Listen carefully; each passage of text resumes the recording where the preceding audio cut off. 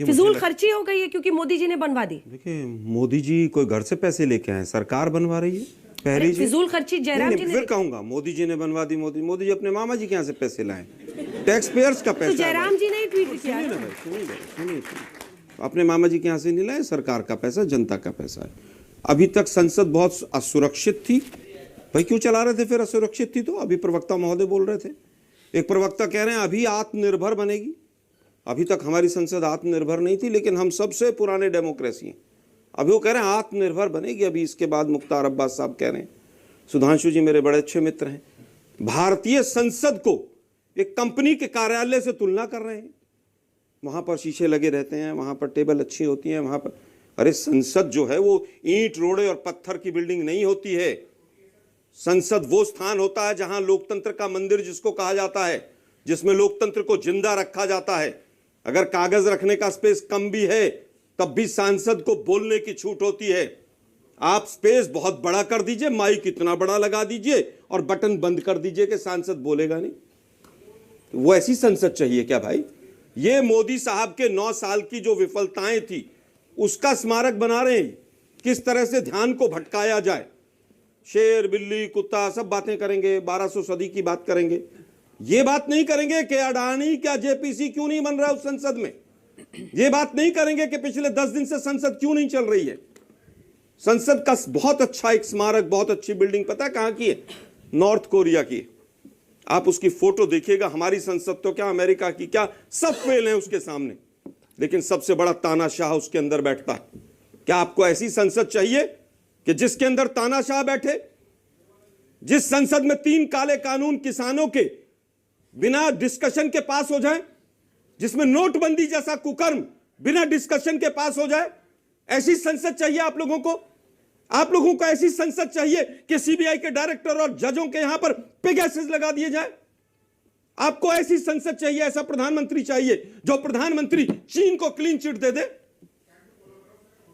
क्या आपको ऐसी संसद चाहिए कि हेरिटेज कमेटी कहे कि नहीं होना चाहिए, उसके बाद भी वो बने? लैंड एक्विजिशन बिल हो, 3 काले कानून हो, नोटबंदी हो, एमएसपी हो, सब कुछ बिना संसद के पास हो जाए, लेकिन दिखनी सुंदर चाहिए। और मोदी जी का फोटो बाहर जरूर होना चाहिए।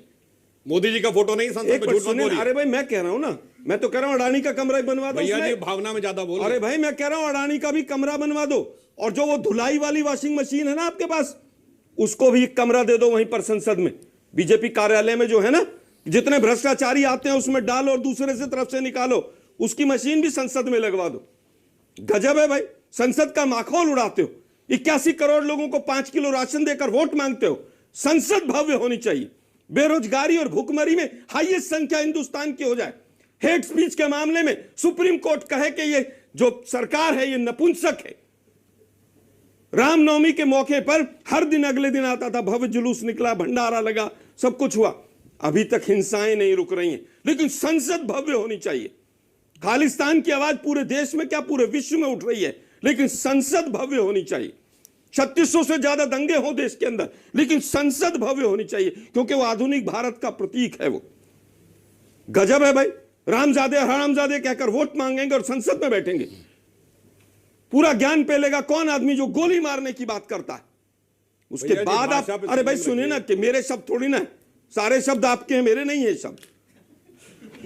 एमएलए खरीदेंगे, भाषा मत, एमएलए खरीद कर सरकारें गिराएंगे, लेकिन संसद में लाइट अच्छी लगनी चाहिए। गजब है भाई। मोदी साहब 9 साल हो गए आपको प्रधानमंत्री बने हुए। एक मिनट, यहां पर संसद बहुत अच्छी होनी चाहिए। हिंदुस्तान की राजधानी देश की दिल्ली जो है वो 12 जो मोस्ट पॉल्यूटेड सिटीज हैं उसमें टॉप में चली गई है। 2-2, 3-3 महीने स्कूल बंद करने पड़ते हैं, लेकिन संसद में फव्वारा जरूर लगना चाहिए। गजब है भाई, सारे स्कूल बंद हो जाए। अभी 60,000 के करीब पिछले 9 सालों में स्कूल बंद हुए हिंदुस्तान के अंदर, लेकिन संसद बहुत अच्छी होनी चाहिए, क्योंकि वहां पर शाह साहब को बैठना है, शहनशाह साहब को बैठना है। जितने राजा महाराजा, चाहे रोम के हों चाहे यूएसएसआर के हों, यूएसएसआर का विघटन हुआ तो तमाम मूर्तियां गिरा दी, तमाम पुरानी बिल्डिंगें गिरा दी।